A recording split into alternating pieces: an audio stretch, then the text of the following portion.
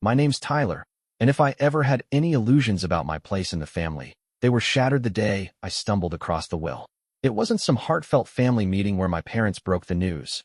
No, I found out completely by accident, thanks to sheer dumb luck. This happened a few months back when I was over at their house, the same house I'd been helping them pay for over the last 5 years. I covered the mortgage, picked up groceries, and fixed things around the place whenever they needed it. I was the one holding everything together, while my brother, Caleb, did absolutely nothing. And when I say nothing, I mean nothing. No job, no responsibilities, just sitting around waiting for life to hand him everything on a silver platter, which, apparently, my parents were more than happy to do. That day, I was helping my dad sort through some paperwork because, as usual, neither of them could be bothered to figure it out themselves. He'd asked me to scan a stack of documents, legal and financial stuff, and I didn't think much of it until I saw it. A folder labeled estate plan and last will and testament, sitting right there in the pile. Now, I'm not usually the snooping type, but curiosity got the better of me. After all, I'd been the one keeping a roof over their heads. It wasn't unreasonable to wonder how they'd set things up for the future. So, I opened it, and that's when I saw the words that made my stomach drop. Everything, and I mean everything, was going to Caleb. The house, their savings, their assets. Not a single mention of me, except for some generic line about loving both their sons equally. Equally? Yeah, right.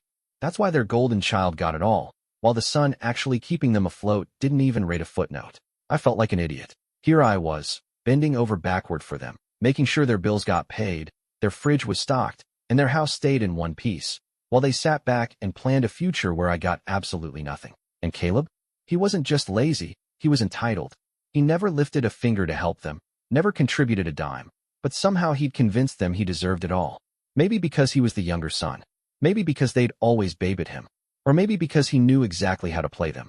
Whatever the reason, they'd made their choice. I sat there, staring at the paper, my hands shaking with a mix of rage and betrayal. How long had they been planning this?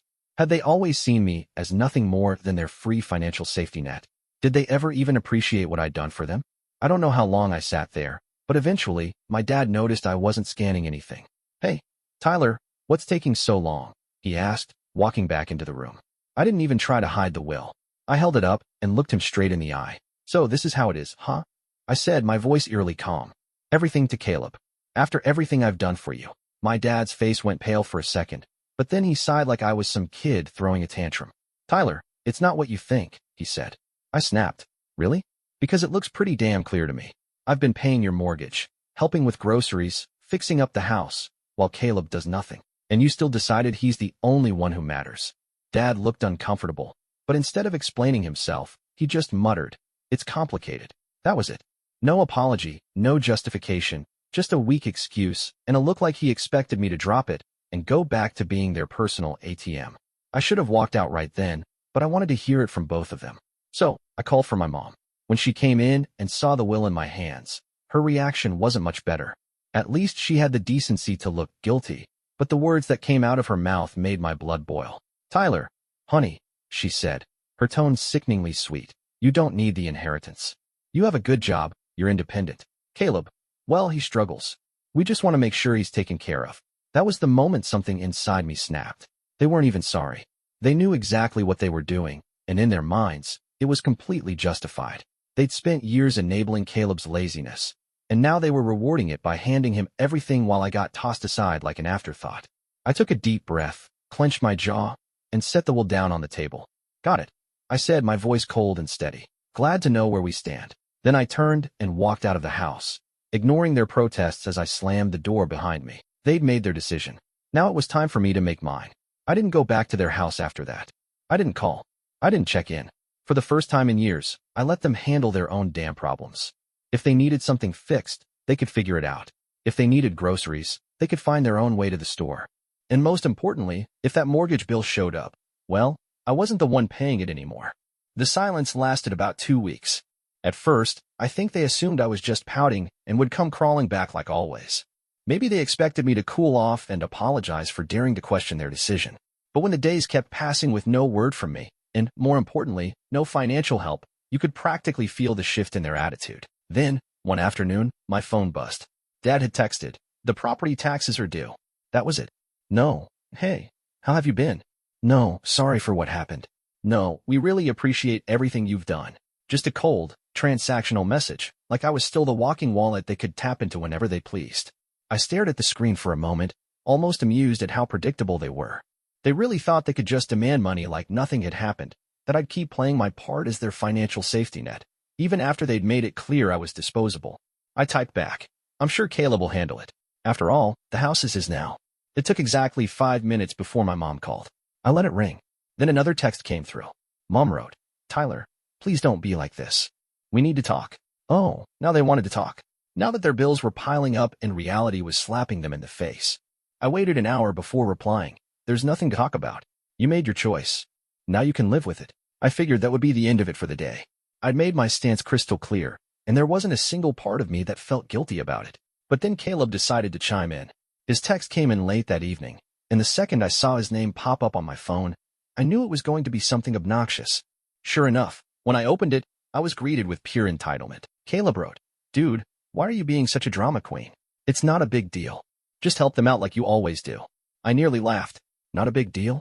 He was really acting like I had no right to be mad about this. I typed back, No, I think you've got it covered.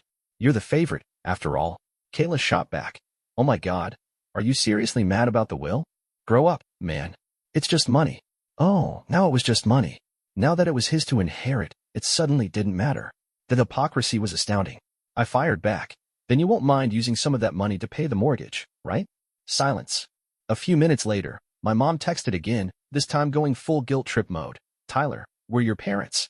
Family takes care of each other.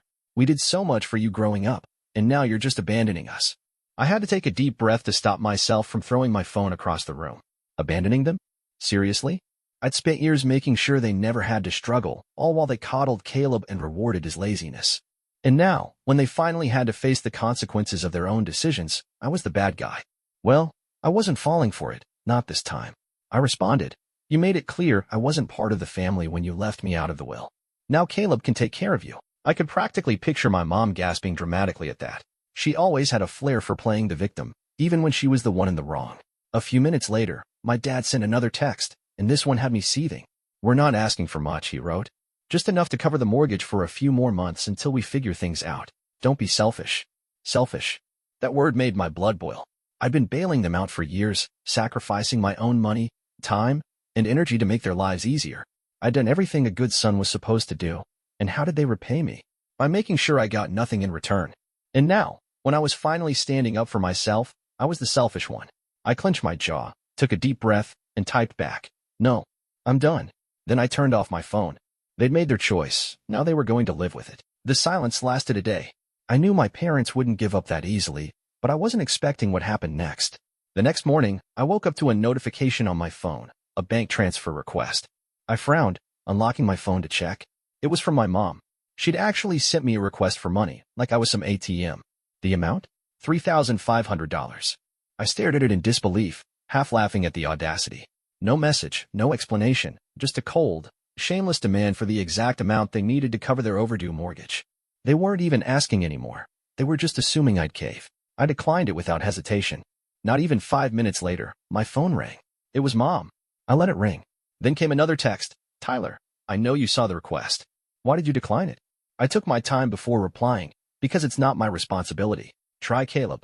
Another call. Declined. Then another text. We're going to lose the house if you don't help us. Oh, now it was an emergency. After all those years of treating me like a walking wallet, now they were finally facing the consequences. I typed back. Maybe you should have thought about that before deciding I didn't matter. A few seconds later, Dad chimed in. You're really going to let your parents become homeless? That one actually made me laugh out loud.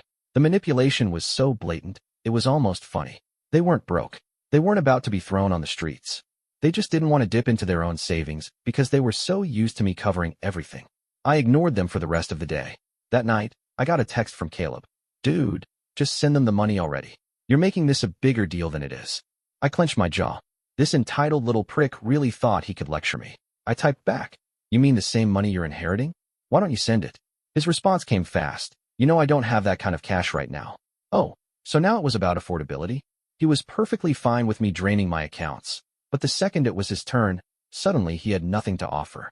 I replied, Guess you better figure it out. Then, bro, you're the one they chose. No response. I went to bed feeling oddly at peace, like I'd finally broken free from years of manipulation. But the next day, things escalated. I was at work when I got a call from my apartment's front desk. "Hey, Tyler. Your parents are here." I nearly dropped my phone. "What?" She hesitated before adding, "They're saying it's an emergency and that you won't answer their calls." Oh my God. They'd shown up at my apartment just because I stopped paying their bills. I took a deep breath, pinching the bridge of my nose. "Please don't let them up. I'm not expecting them." There was an awkward pause. They're being kind of pushy." I clenched my jaw. "I don't care. They can leave." I hung up and immediately got a text from Mom. "We're downstairs. Open the door." No question, no explanation, just another demand. I didn't reply. Another text. "Tyler, we're not leaving until you talk to us." I exhaled sharply, standing up from my desk. They weren't going to back down. Fine. I was about to teach them a lesson they wouldn't forget. I grabbed my keys and stormed downstairs, my blood boiling. I wasn't scared.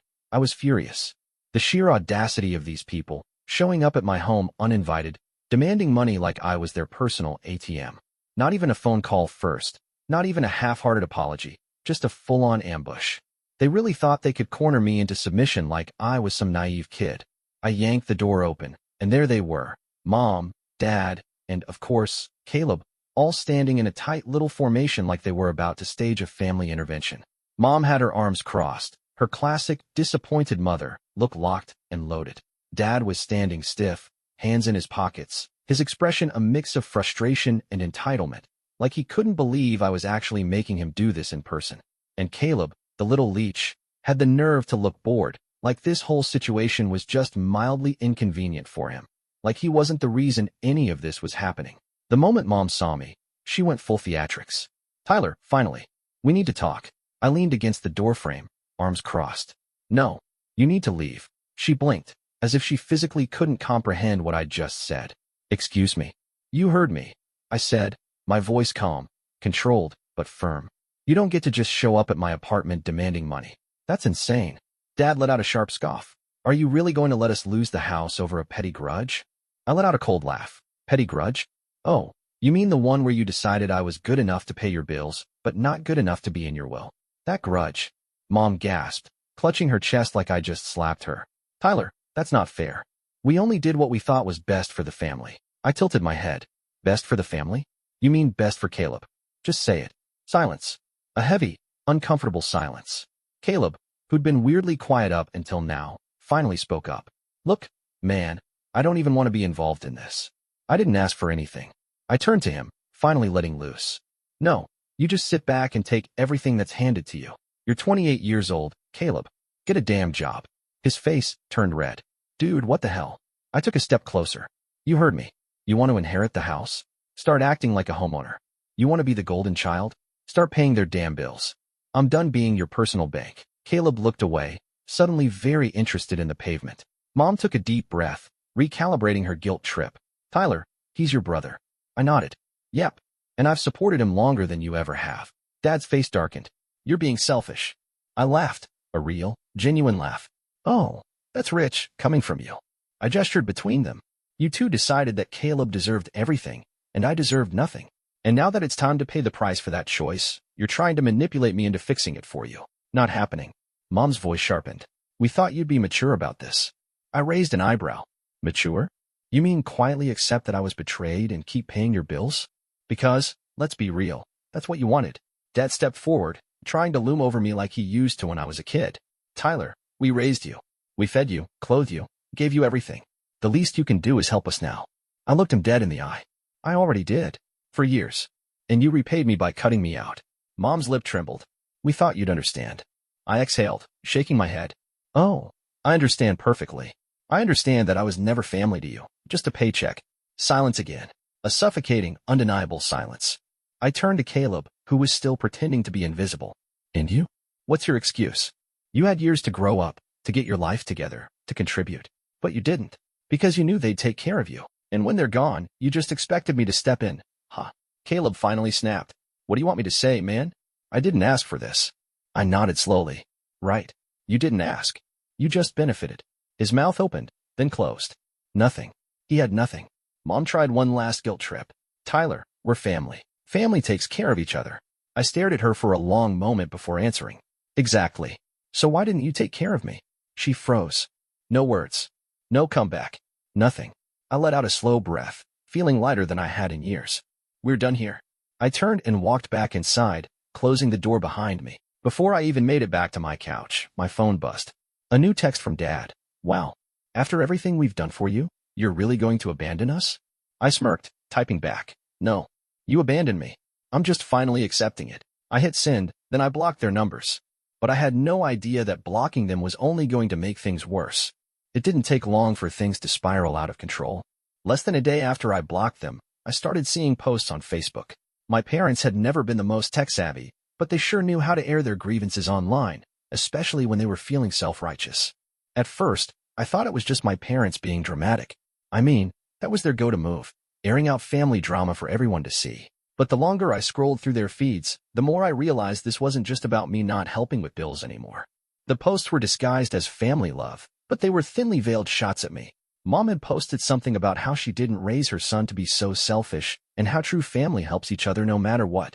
A few of her friends commented along the lines of how I was a disappointment and so out of touch with what really matters. Then Dad chimed in with his own post. So-called families should never turn their back when you need them most. We gave everything to our children, and this is how we're repaid. My son, who should be helping us in our golden years, has chosen to abandon us. He tagged me, adding a passive-aggressive "I hope you're happy" at the end of it. But the real kicker came from Caleb. I should have known he'd get in on the drama. He shared a post that was brimming with falsehoods. Some people think that family is just about money. They don't understand that family is about love and sacrifice. I do anything for my parents, but some people just don't get that. They're too wrapped up in themselves to realize that true love is about helping those who raised you. He even threw in a disguised jab at me. I wish some people could learn what it really means to be family. I love my parents, and I'm grateful for everything they've done. That was it. That was my breaking point. I sat there, staring at the screen in disbelief. How had it gotten to this point? They turned this entire situation around, made me the villain, the selfish son who wasn't willing to support his sacrificial parents, the son who didn't appreciate all the love they gave me over the years. How could they? I had always been the one who worked hard, the one who contributed, the one who never complained. I had to swallow the fact that, somehow, they convinced themselves they were in the right, and now they were telling everyone that I was the problem. I didn't want to react immediately. I took a step back, collected my thoughts, and waited for a few hours. I wanted to make sure I didn't just rush into something out of anger. But the more I thought about it, the more I realized that I couldn't let them get away with this. If they were going to drag my name through the mud, I was going to set the record straight. So, I pulled out my phone and started typing. I opened my own Facebook account, the one I kept for close friends and real family, and I posted a lengthy update. I wasn't interested in playing their game. I didn't want to get bogged down in petty back and forths. What I wanted to do was tell the truth. Here's what I wrote. I know I've been quiet for the past couple of days, but I can't stay quiet any longer. My family has been sharing a lot of things online about me that are simply not true. They've portrayed me as the villain, the selfish one who refuses to help my parents in their time of need. I'm here to set the record straight. I've always helped my family. From the moment I could get a job, I've been the one helping with bills, paying for groceries, and supporting them in every way I could. But there comes a point where you can't keep giving without being respected. Over the years, I've watched my parents favor Caleb, giving him everything, the house, the money, the attention. Meanwhile, I was expected to just keep giving without ever being considered as equal. I'm sure some of you might be reading this and thinking, well, that's just how family works. But here's the truth. Family should be a two-way street. When I found out that my parents left everything to Caleb in their will, I realized how one-sided this entire relationship had been. They didn't even consider me, not even for a moment. They'd made it clear that I was just the one they could count on when things got rough, but never the one they actually wanted around unless it was convenient for them. For years, I'd been the one funding their lifestyle. I'd paid for vacations, chipped in for bills, and even helped out with things like the house taxes. And for what? To be treated like a backup plan? I'm done. I'm not just some wallet they can pull money from whenever they need it. I'm a human being, and I deserve respect. I've earned the right to be treated like I matter, not just when they need something from me. As for Caleb, it's time for him to grow up. He's 28 years old, and he's never worked a day in his life. He's never taken responsibility for anything. My parents have enabled him for so long that it's no surprise he's the one they favor. But here's the thing. He's had plenty of time to get his life together, and now it's time for him to stand on his own 2 feet. To everyone who's been following this drama and supporting my parents, you need to understand that there are always 2 sides to every story. Yes, family is important, but it's also about mutual respect. I've given enough for a lifetime, and I'm not apologizing for taking a step back. This isn't me turning my back on family. This is me finally choosing myself. And to my parents, I wish you the best, but I am done being your doormat. I hit post, and instantly, I felt a sense of relief. For the first time in my life, I was telling the world the truth about my family, about how they'd taken advantage of me for years, how they'd always expected me to be the one to save them without ever once thinking about what I needed. I wasn't going to let their narrative control my life anymore. The reactions were instant. Some people I hadn't talked to in years came forward to express their support. A few of my cousins, friends of my parents, even some distant relatives liked the post, sending me private messages telling me they were sorry for what I'd been through. It felt so freeing to finally have the truth out there, to not be buried under guilt trips and manipulative behavior. But then came the backlash. My parents and Caleb went ballistic. Caleb messaged me, "You're a traitor.